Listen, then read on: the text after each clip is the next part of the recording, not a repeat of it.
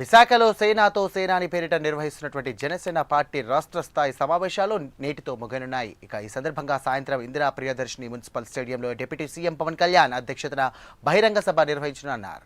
ఈ సభకు రాజానగరం నియోజకవర్గం నుంచి పెద్ద ఎత్తున జన సైనికులు తరలి వెళ్లారు. జన సైనికుల బస్సులను రాష్ట్ర కమిటీ కోఆర్డినేటర్ బత్తుల వెంకటలక్ష్మి జెండా ఊపి ప్రారంభించారు.